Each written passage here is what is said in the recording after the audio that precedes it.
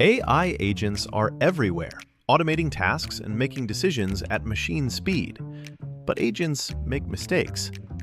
Just one rogue agent can do big damage before you even notice.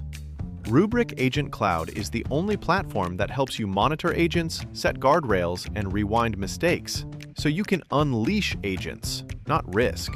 Accelerate your AI transformation at Rubrik.com. That's RUBRIK.com. This is Optimal Relationships Daily. 8 relationship habits that will make everything easier, smoother, and more fun. By Sarah Von Bargen of yesandyes.org. Can you make it a habit to be a good partner? Are there such things as good relationship habits?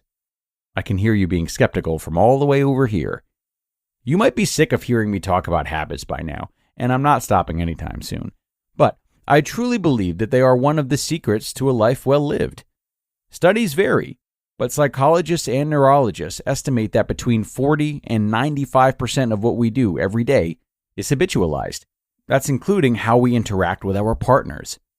So it stands to reason that building even one good relationship habit, or breaking a bad one, could have a big impact on your relationship. If you're not sure where to start, listen on. 8 relationship habits that will make everything easier, smoother, and more fun. Number 1. Actually, listen when they talk. Confession. Sometimes when people are talking, I'm just waiting for them to be done, so I can tell a funny story that tangentially relates to what they just talked about. But it's pretty obvious when we do this, and it doesn't make our partners feel particularly loved, supported, or seen. So let's collectively work on building a listening habit and responding with questions about what our partners said, not just finding a way to tie everything back to another Friday Night Lights reference. Number 2, say goodnight to each other properly. Do you ever head to your bedroom while your partner is dinking around on the computer and in the other room? You're not really planning on going to bed, but somehow you end up falling asleep.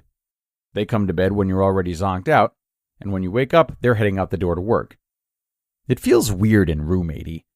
You don't have to go to bed at the same time every night and wear the same satin pajamas and read each other poems. But it's much easier to at least say, I'm heading to bed now, and then kiss your partner like you mean it. Right? Number 3, greet each other like you're glad to see each other. I suspect that half the reason that humans love dogs is that they're always so happy to see us. It's nice to come home to someone who's noticed you're back. It's lovely to start the non-work part of your day with an enthusiastic hello. We don't need to greet our partners in a cute outfit with a cocktail. But it's nice if we at least stand up and go into the room where they are and kiss them hello. Obviously, if you're in the middle of a big project, you don't need to stop what you're doing. But we can manage more than the half-hearted hey while looking up from the phone. Number 4, make an honest effort to break the bad habit you know they hate. Note to self, stop dipping chips directly into the sour cream container or double dipping dates in the peanut butter. Kenny hates it.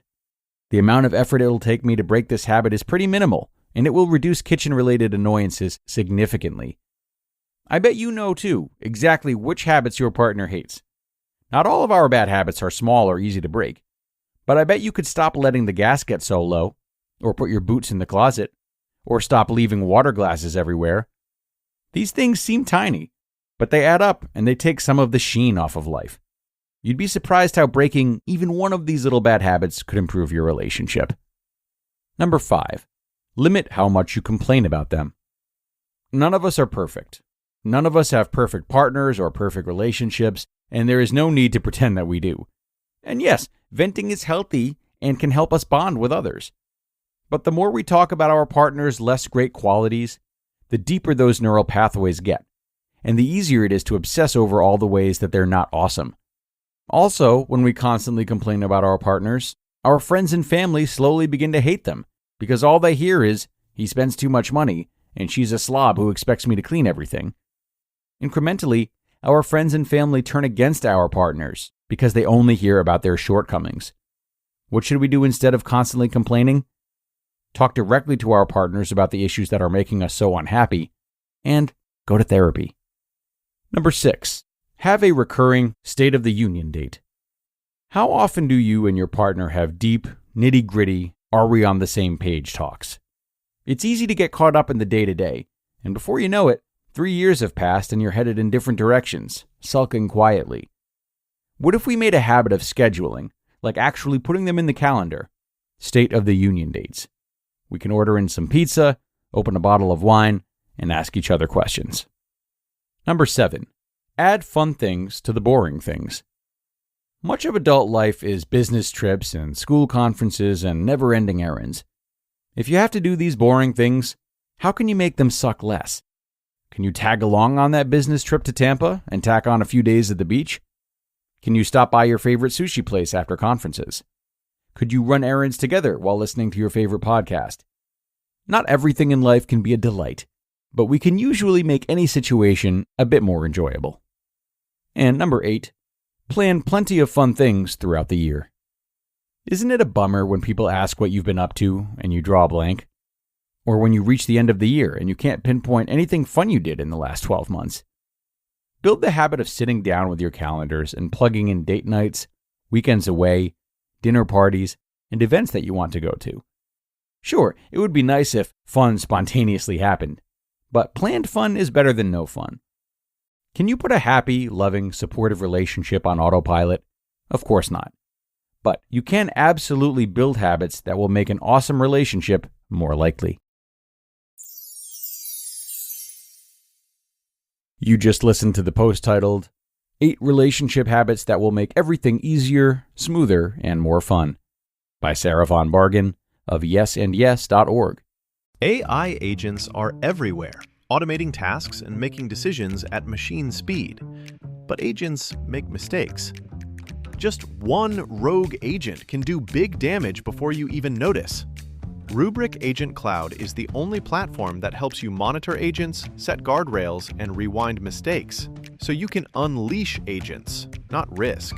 Accelerate your AI transformation at Rubrik.com. That's RUBRIK.com. And thanks so much to Sarah for this great post today. A nice, easy-to-follow list. I love the articles like this that leave us with some very concrete ideas to follow, which can sometimes be more than enough to lift our relationships up from a difficult place. You know, just that one shakeup in our routine or our approach. And if I might add another one, think about what causes you and your partner both believe in. And see if you can find time to volunteer towards this cause, or at least make regular donations. So, think about that, everybody. It's time to get going and say goodbye to another episode of ORD. But you know I'm here with you every day, so I sure hope you come on back tomorrow for more content that can help you better the relationships you have with yourselves and others. That's where your optimal life awaits.